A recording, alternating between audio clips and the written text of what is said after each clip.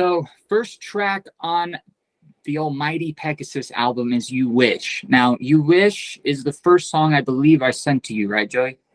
Yeah, that was the song that basically, like, obviously I heard Letting Go, and then we were talking about potentially working together, and I think you had sent me You Wish after that, and you're like, I'm also working on this song. I'm pretty sure that's the order it came in, and that's when I was just like, oh yeah, like I need to be involved. Like, that's when I heard that song. And funny enough, that song ended up becoming my baby all the way through the record, and it's my favorite track on the whole album. And I'm so glad that I was like gunning for having this track be number one, like the first track, and I was worried that you would tell me no, and you had a place for where you wanted it to end up on the album. And I'm so glad that you allowed me to essentially kind of suggest to put it first. And it just starts the album off on a really kick-ass tone, and with a really kick-ass message. And I love how it's just so fearless, and also the heaviest song on the album, which is sick to start off the album with.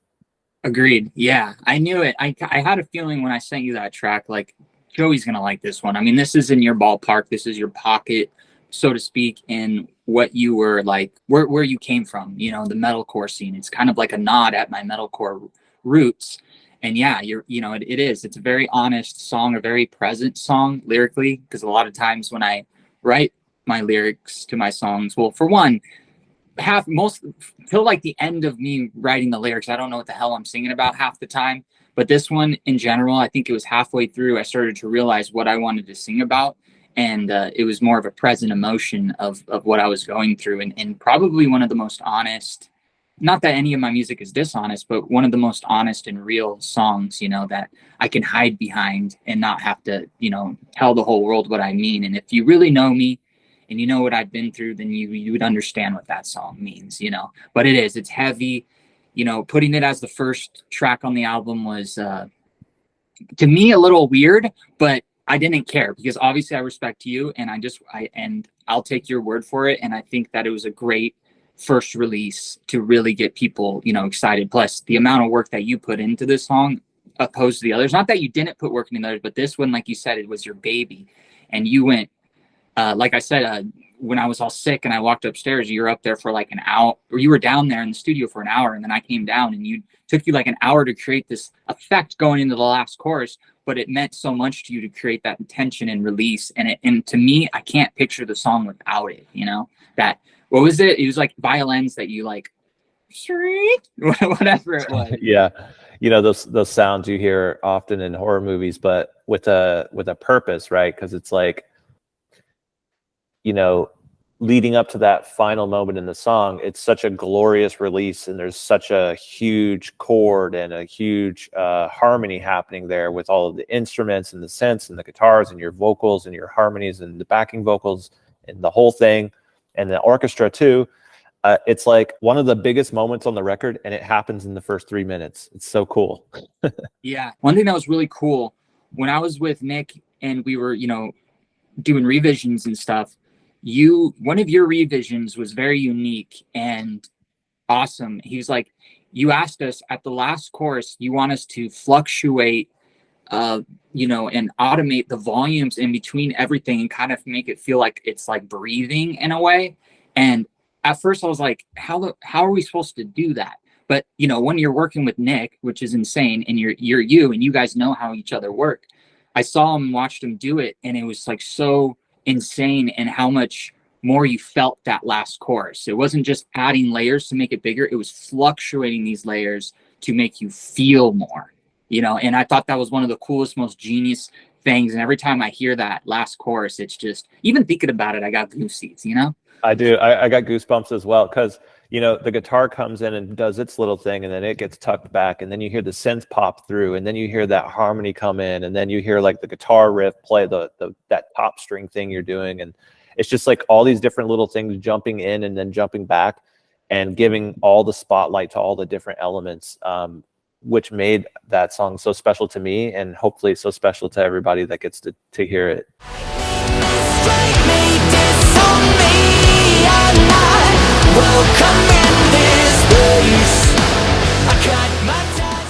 Okay, so moving on to the second track on the album, Not Welcome.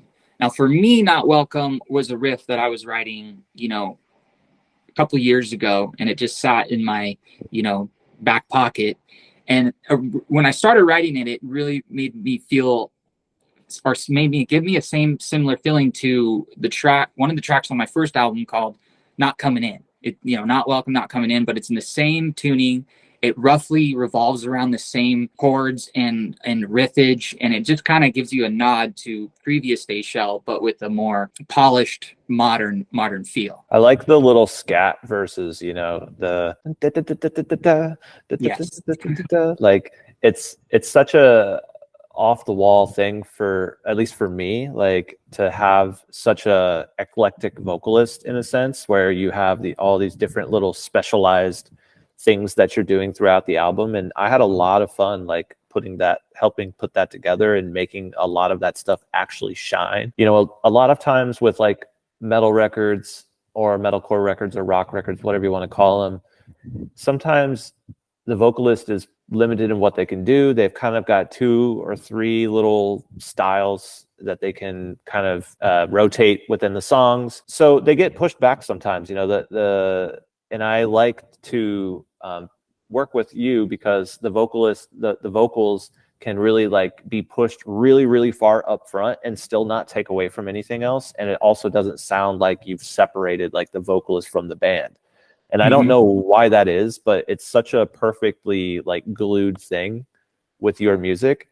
And so I like the vocals to be super loud. And I think that's one of the main important moves that we made on this record, was to just push those vocals as far up front as possible and really get to highlight what you can do and how creative you are with your voice.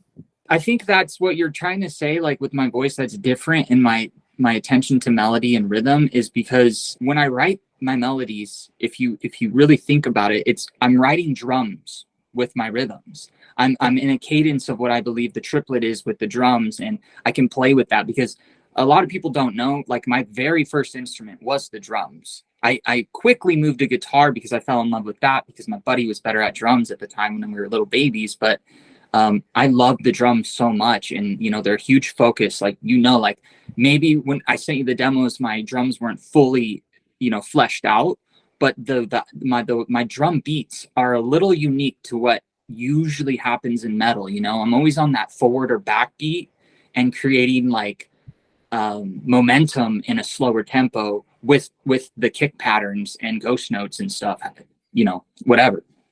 But yeah, that song is really cool, and I really do like those verses. It's one of those things where I'm just, a lot of times when I write my vocals, I'm literally just sitting here with the microphone and just with my headphones on and just spitballing some stuff, and then you just get frustrated, so you just start making sounds and rhythms, and then you're like, oh, wait a second here, I think we got something. I'll just stay on the triplet, and then there we go, dude. And it's unique, and it helps that flow, because in that part specifically, you got the ghost note happening. So like, why not vocals follow that and accent? And again, that helps the vocals be louder and not distracting, doing something completely separate than what's happening in the song, and feeling like you're singing over it. You're singing along with what's happening in the rhythm. Yeah, and the chorus is huge, of course. I really love how, going from track 1 to track 2, it still has that sort of like beaten down kind of message. I love how triumphant it is, like throughout the record, how you're kind of just pushing through that. And the lyrics are really cool in the song. And yeah, another one of my favorites. I hope I don't say that. I hope I don't say that about all 10 of them.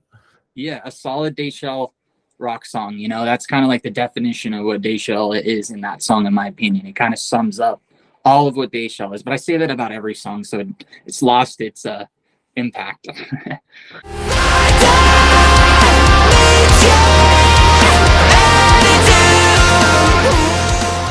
Moving on to song 3, Attitude, which is a cool, unique song, in my opinion, on this album, that has so much flavor and flair that has been seen in Day Shell songs in the past, but never to this polished version. I think one of my favorite things about this song in general are the verses. Again, you'll see a pattern in this track by track, that I'm really a fan of verses and creating this plateau to dream in. And that song in particular, since I'm singing in a different register, which is kind of like a soft full voice, which creates a very like, mysterious kind of like atmosphere. But again, the drums are there and I'm locking in with the drums ever so periodically. It's not the whole time. So you find your moments. And I remember one moment particularly when we were in the studio, I had the melody for like the second verse, but the melody wasn't lining up to what was happening in the drums. So you had me shift my cadence to match the drum beat. And it took me a while because I was so used to the one that was already on a weird one. And then to me, the right one was weirder, but even though it was right. And then we finally locked it in, and it really brought that part home as well. Plus, the chorus is pretty extreme and stuff, and it's a good one. My favorite moment in this song is everything. It's basically the second half where it goes from the bridge into the, crazy like a cappella chorus going into the big chorus. And then when we loop around the chorus, you've got those extra little changes to tweak up the main melody and stuff. That whole ending section of this song is just like such a perfect ending, and one of my favorite moments on the whole album, but definitely my favorite moment of the song. One thing I forgot, and I think we all overlooked, is there actually supposed to be vocals in the bridge that are going like while that's all happening in the background. I totally spaced it, dude. But there is some kind of synthesizer kind of emulating that in the background, so good enough.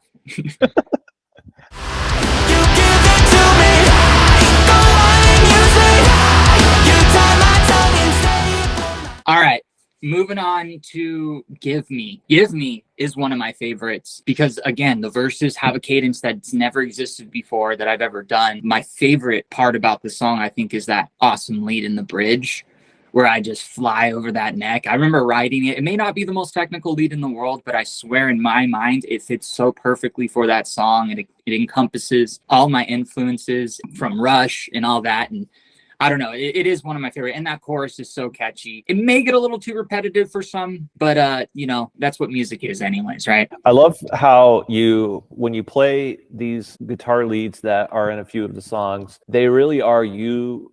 It's like you singing, but through your guitar. And I know that's what a lot of people will say about like, famous guitar players and whatnot. But in your case, it's super true because you are a singer, a prominent singer. You are the singer of this project and you are the artist of the project. But then you go in and you play these lead guitars and you're singing through your guitar now. And it's almost like I feel like on every layer of every song, you are singing through that instrument. You're singing through your drum beats. You're singing through your bass playing. Of course, you're singing through those lead guitars. It's really cool to hear it in an instrument format because I feel like you probably even might have started some of that as a vocal part. And if you didn't, it sounds like you singing. So I just love that about this song. And that is one of the coolest leads, not just this whole record, but I think on your whole discography. I agree. There's something special about it. And I think the big thing that opened my mind up into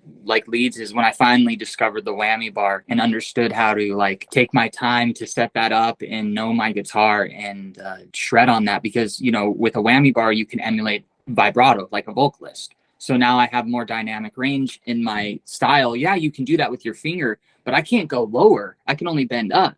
So I can swoop into notes and make everything so glassy and water-like with my leads. And I don't know, there's just something about the whammy bar. Once you wham once, you never go back. That's all I have to say about that.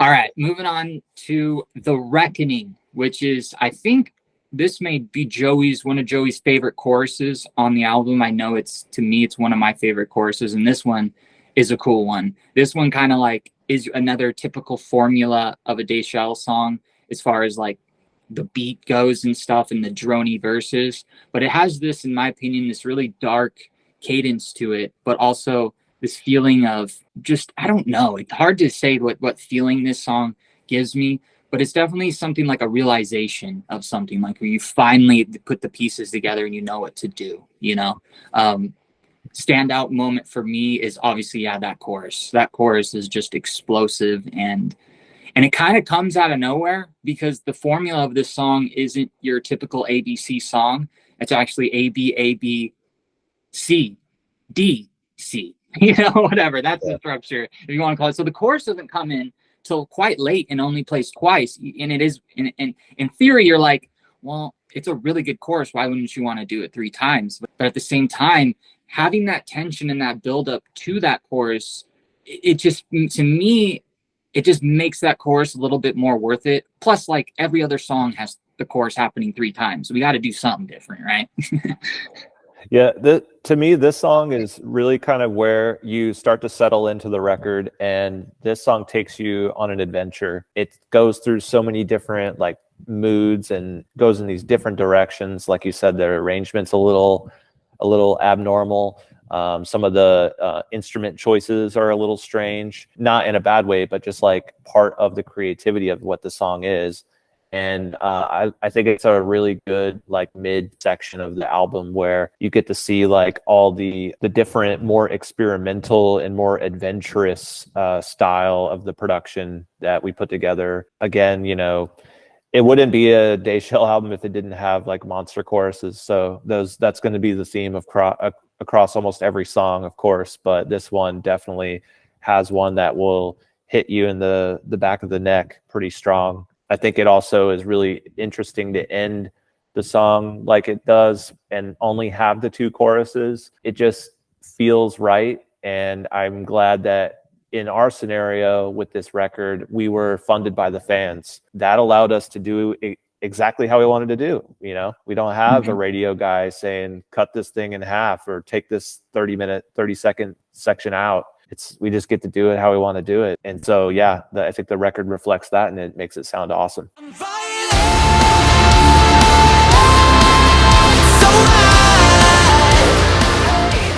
All right, moving on to track 6, Return of the Doc.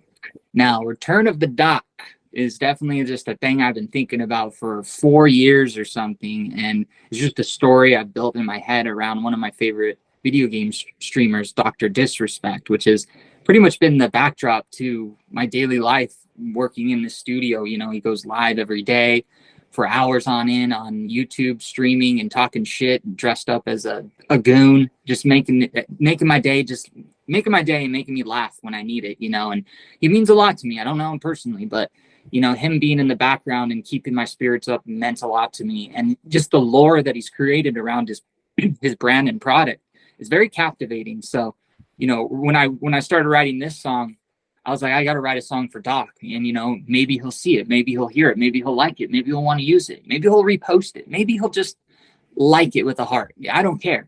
That's not the point of the song. The point of the song is just to honor somebody that has kept me going in this studio by myself, writing this album entirely by myself. So that's a special song in my heart, and another one of these kind of oddball on the album, which is more retro wave and different than others. But this song allowed us to kind of, myself and everybody involved, to kind of like challenge ourselves and separate this song from the album and make it the best it can and do it right, which is most importantly. We worked on the lyrics for this song for quite a while, or I did, and then I was working on lyrics with you, and we had a buddy over there, I remember, in the second verse, because I was like, trying to find, we got to use this catchphrases. We got to like involve what he says in this song, but also not making it sound too corny. You got to be smart about it. But that second verse with the LED, LCD, 1080p, Sony technology, when we were trying to figure out how to work that whole phrase in that verse, was quite a fun thing to do. And we did it. It took a while. I think it took us like 10-15 minutes for me to understand and us to figure out how to fit that in there, because it's a lot of words. And it worked, though, and I couldn't hear the song any other way. Yeah, usually I think I'm not talking smack about anybody, but I would assume that most producers would see a song like this as sort of a B-side or not really take it seriously. But I actually saw this song as a huge opportunity for Shaylee, and I also felt like it was a very good expression of your creativity. And so we kind of doubled down on this song and made it huge, like to the point where we were kind of like, all right, let's knock this one out of the park, take it as far as it could possibly go, so that maybe it does have legs to be maybe some sort of feature track, if if Dr. D would want to ever showcase it or ever want to show it off. And also just to pay respect to what the song is, because it is an awesome song. It is a retro wave kind of vibe, and we're pretty good at that. Like, especially John, who did a lot of post-production on this album with us. He is amazing at that style of music and amazing at that style of production. So we took it to the nines, and yeah, I mean, one of my favorite tracks I think I've ever worked on, just to have a song about a video game streamer with such a big personality is a very, very cool thing to work on, and a very cool art project that I feel really proud of. Yeah, some may say we might be a little obsessed, but hey, whatever. I had to get it out of my system, and I think we did that song more glory and justice than I ever imagined. Like it to me, I think at some points, aside from You Wish, it's the best mix on the album. Like, I don't know, there's something about that song sonically that just fills the mix, and I think a lot of it has to do with the fact that the drums are pretty basic, which leaves a lot of room for all the other frequencies to cut in and take up some of the space,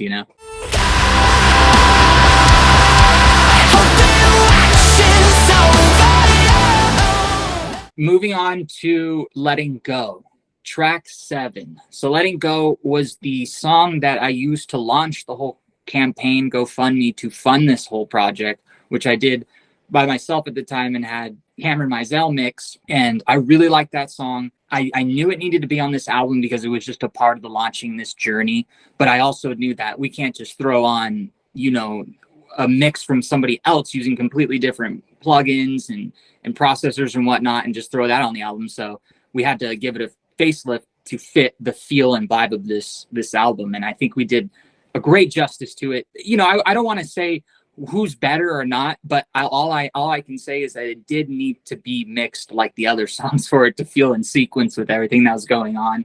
And it's a little bit different, it doesn't have the outro like that one version has, but that's okay. It fits in with what's going on. Sonically, it has its own tone to it. And what's cool, if people ever complain about it, I like the original one. Well, guess what, buddy? Here's the awesome news for you. You can listen to both anytime you want. Songs like this are always a little nerve-wracking for a producer, because that it's already on Spotify and it's already a fan favorite. So you're kind of just like, I don't want to mess this up. But at the same time, I definitely want to make this move, make that move. I want to change this little thing.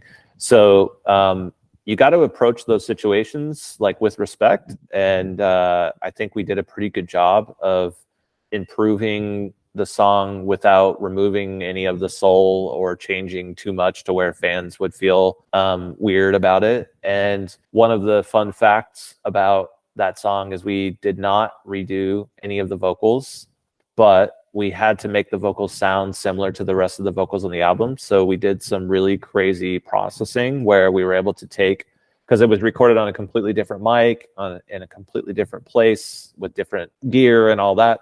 And we were able to use this matching technology where we could take that recording and match it to the same profile of Shaylee's vocal sound on the rest of the record.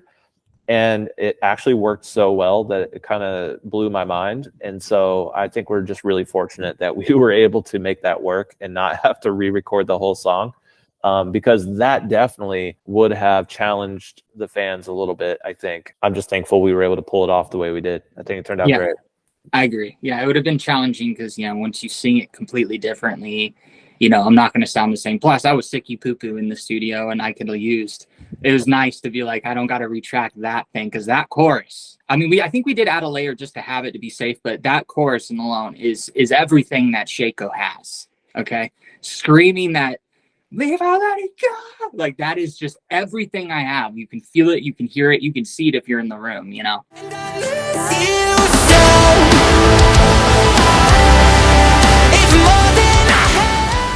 Moving on, Miss You So, the kind of the tearjerker of the album, maybe.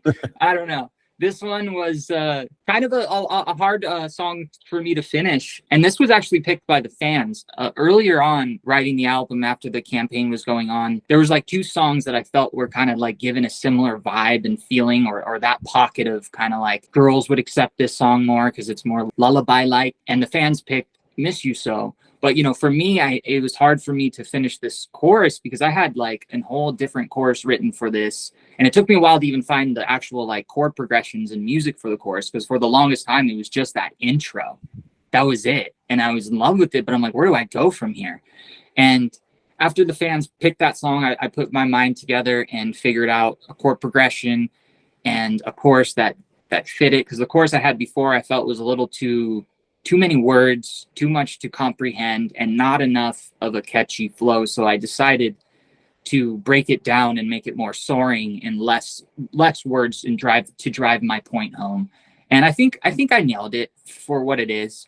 I always, even when I listen to the album, I'm just hearing all the mistakes or things I could have done better. But some, you know, when I can finally separate myself from the album, which took like a few months after it was mixed, to really kind of start to appreciate what we did and what I did. Because, you know, me and you are too, we're like professionals. So we're just trying to find every mistake and try to fix it. But once we step away from something for some times, those mistakes didn't even really exist, dude. These are just our mind on overdrive, trying to fix things that we feel need to be perfect. But at the end of the day, our perception of perfection is completely different, you know, than others. And that's just our own minds, you know, that's no one else. And after I like sat back and got to listen to this album, and I started to feel it and go, wow, and be proud, you know, because, you know, we worked so hard on this. I deserve to feel proud, dude. And it sounds awesome. But Miss You So is a great one because it's chiller. We got some piano in there. We got some pretty voice singing. We got a powerful bridge, powerful chorus. It's just all around a great radio rock song, you know?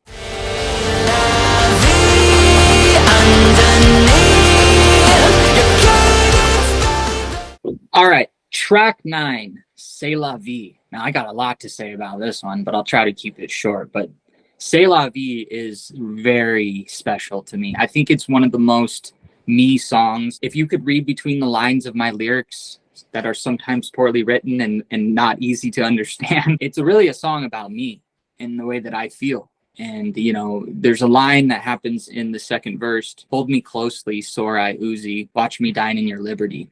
That line is very hard to understand, you know, when you read it. But if I can break it down, the line is basically me speaking, my outer self, like how do I explain this? So like that pain, that anxiety, that torture is an actual human being speaking to me, myself right now. And it's like, it wants to control me. It wants to, and it's like, let me dine in your liberty. Like, you know, you're crying, you're broken, you know, you're hurting. And I'm just going to sit here eating and laughing and smiling at you. Like it's really kind of how I feel a lot. Like I having this outer body experience that I can't control or understand. And it's hard. It's hard sometimes, you know, but you know, that song is kind of like, it's where I think aside from You Wish, which has a really good cinematic feel, this song in general is a cinematical, is that a word? Journey to everything sonically awesome. You know, from the beginning to the end, it just keeps blowing your mind. There is so many different flavors and styles all combined in tangent with one another and working, which is really crazy. One cool thing, Joey, you can expand on this, but tell everybody how the intro was built. Well, I don't remember if wasn't it already there? You had like some did we already have some of those Gregorian voices and stuff? No. No, we were adding that. Well, I went up to John. Oh, yeah. Studio B or C, and I went up to his room and just listening to what he was doing, just to oversee like what he's added to the song. And then there I'm like, dude, you should totally add like some Mongolian deep voice thing. Oh yeah, that's right. Yeah. And he did it, and he was weird. And then I think you came up or whatever, and we're just like, that sounds tight. And I was just being silly, walking downstairs trying to do it, and I got it. And then you're like, you almost have it, just add the rasp. And I got it, and I was like, okay, well, we have to put that on the intro then, right? If I can do it, I might as well do it. So we instantly ran into the studio and tracked that. You widen it out, EQ'd it to make it sound even more just awesome, and we threw that in. And it's probably the highlight of the album to me is I can sing Mongolian, and Yeah, I never knew it. that's like the thing that I think a lot of people won't ever believe about it, but it's true. That that voice that you hear at the beginning of the song is actually Shay. Shaylee's actually doing that. It was spur of the moment. It happened so fast. I mean, in a matter of 3 minutes of like hearing that and then being like, we should do that. And then you tried it and then you kind of did it and then you tried it again and then you really did it. And then I was like, oh shit, let's record it right now. and then Yeah. and then there it is. It's in the intro. So and yeah, I remember the original intro was a little weak and we were looking for ways to beef it up. And that's how that came about. Yeah, that's right. And like you said, it's a sonic playground. Like this whole song just has all kinds of crazy shit in it. Also, that lead that happens later in the song, did we record that at your place or is that a different Yes. song? I thought We so, yeah. we wrote that lead in real time, which is actually a part in the documentary that's going to be released later on. But you see me create it in real time with you, and which is really cool and something I feel like people don't really see that full process is somebody building something out of thin air. And that lead's cool. I mean, is it one of my favorite leads? No, but is it a unique, awesome lead that just creates this weird, it kind of just fits, you know, like something about when I'm writing, I just know what to do, or we know what to do because this was a cooperative effort. And we just knew that it needed to be spacey, needed to be like not robotic, but just something that just felt cyberpunky or something. I don't know how to explain it, but it needed to be weird, right? Not the normal lead that you normally hear, something that's just super unique. And I think it worked. And that song too, it has a unique structure to it, very unique. But it works. You know, that chorus only plays twice, but then it goes into this amazing bridge, man, that to me is one of the most highly evoking emotional parts I've ever written in this buildup. I mean, from the lyrics going into the final explosion of the song is just magical. And I remember, and this song I wrote years ago, but the end of the chorus, how there's so many vocals layering over each other, but how I think I mathematically figured it out. So I wasn't really singing words over somebody else singing a whole different cadence and words. It was like every time I was holding out a note, I was able to say something, right? It was like this weird, like, I don't know, in and out kind of thing that was just so cool, man. Like everything, there's synthesizers. John, this is one of my favorite songs John did. All the synthesizers he added to this song, it just tickles that fancy. I don't know how to explain. I love Rush, and it reminds me of Rush. Like the arpeggiations, I love arpeggiations. My music's filled with it all the time. So, you know, that's there. And the chorus is beautiful. It's just everything, man. Like that song is, I don't know. And the people I have showed, the few, since I'm very like, I don't really share this stuff with people like until it's out. I don't know what I am about it. I'm a little scared people are going to leak it. I don't trust people. But at the same time, I'm a huge fan of everybody like listening to it all at once and getting that feeling like, oh, did you watch the new Stranger Things? Because everybody can only watch it at the same time, right? I like that feeling, that excitement. And I like to see people all like just be stoked.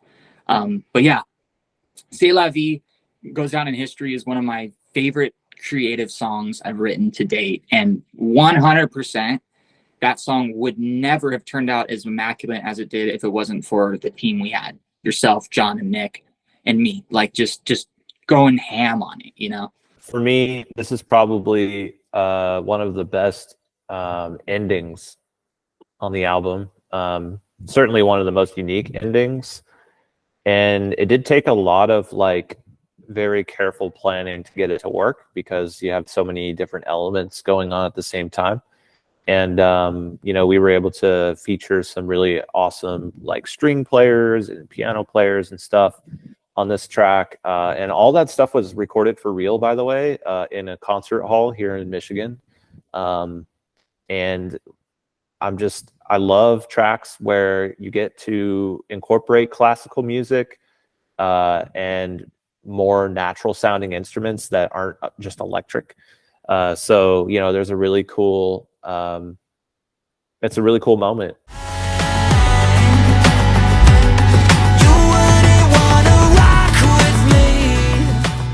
Moving on to track 10, the final track, Play the Beast, the chill song on the album for people that don't like metal.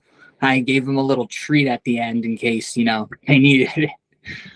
This song is, I don't know. I don't really have much to say about this song too much other than, it's your cruiser, man. It's your cruiser song. It's catchy. It's mellow. You can hang out in the car with your mom. She could probably get down on it.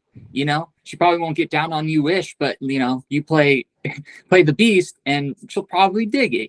It's cool. It has a really cool chord progression and stuff. And what John did, because this song in particular, I had like all the drums and synthesizers all mapped out and stuff, but it just sounded kind of, just thrown together. And I think I just used a Logic loop that I just like cropped up all crazy to build what I was doing.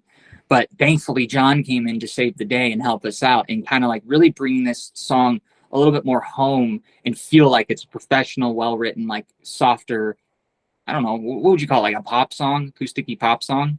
Yeah, I mean, it reminds me of those beautiful days in the 90s, like with Take a Picture by Filter or whatever. Yes. Like these big sort of cinematic, almost crossing into pop territory productions, but it's with a rock band. And it has some of these pop melodic tendencies, but at the same time, it still could be very much a rock song. And you can get in front of a crowd of, thousands of people with an acoustic guitar and not need any other elements and still play this song.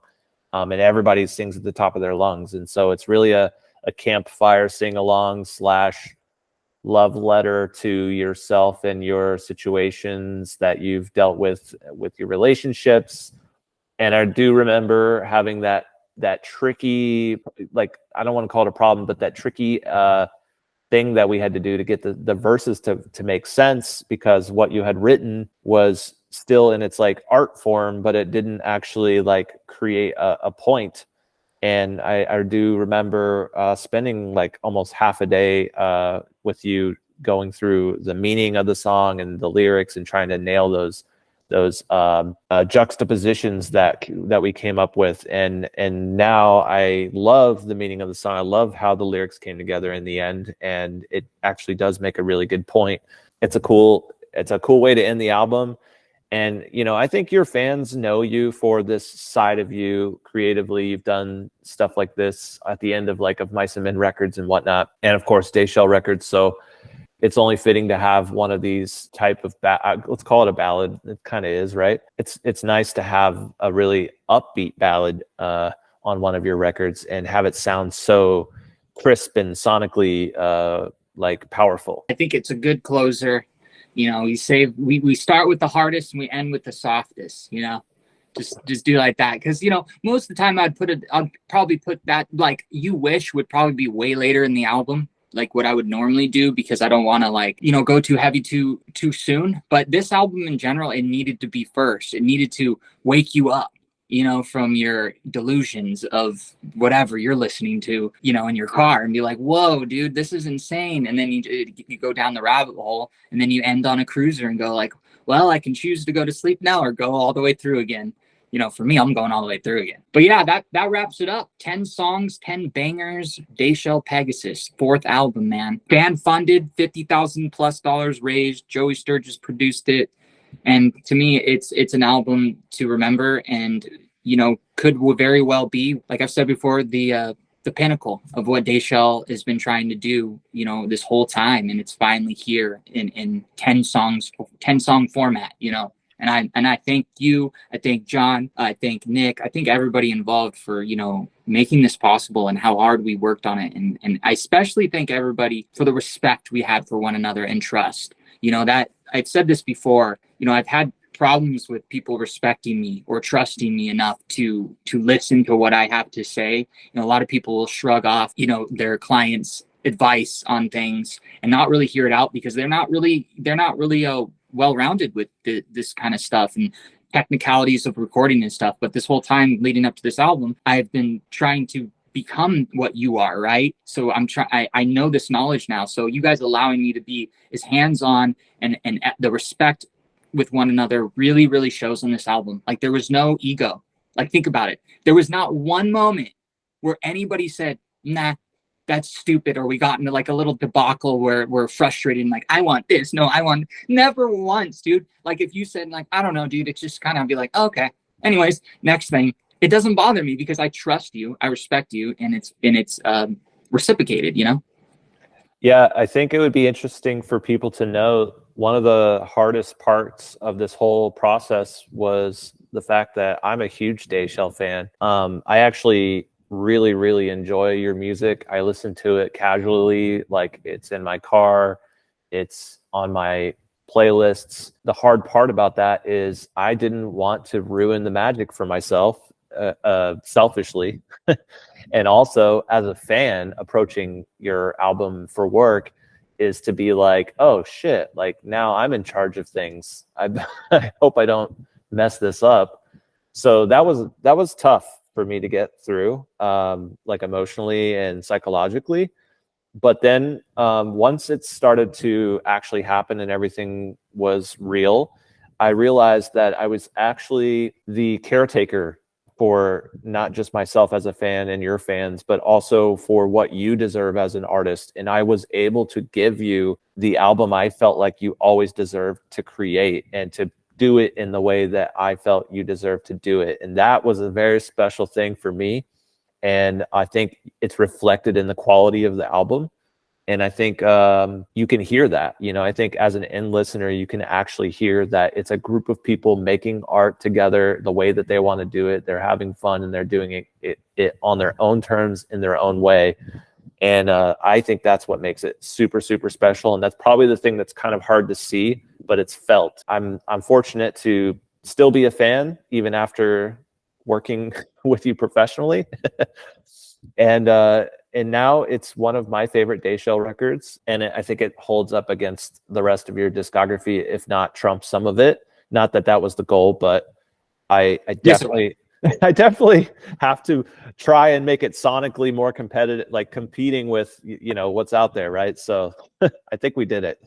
Yeah, I think so too, man. I think you're right. You know, one thing you just said is it is scary. It is scary. I remember having a conversation with you. I won't make this too long, but I remember having a conversation with you in the beginning, and you were honest with me with a fear you had with, I really want to do it, but I don't want to ruin what Dayshell means to me or to you. You were saying, I don't want to ruin what it means to me because it can go south real fucking fast. I've been there. I don't talk to any of the producers that I've worked on an album, and I probably never will for the rest of my life because it got sour, because people weren't professional, people weren't respecting it. Sometimes it's my fault, sometimes it's their fault. It doesn't matter. But this particular situation, I think, sure, it was hard. Sure, it was frustrating at times. Sure, I was sick and I was trying to get through it. Sure, I was overthinking things. But at the end of the day, me and you were able to walk away. You were still able to love Dayshell. There's no resentment between me and you. We love what we did. We're proud of what we did, and we did it. We did it, dude. We did exactly what we set our minds to, which is few and far in between when it comes to doing albums. Think about that. Like, does it really ever really do bands really make an album and it's exactly how they thought it was going to be? It's very rare, but I think in our case, we got it the closest to what we thought in our head as you could possibly get. And I'm proud and I'm thankful and I love you guys all for doing that. So to close this out, this is Pegasus, Dayshell's fourth album, the banger, the almighty, just the sonic plateau of amazing orgasms. I like that. Eargasms. Go listen to it, please. Spotify, wherever you can stream music, download it, buy it. Thank you so much. Hell yeah. Thank you guys.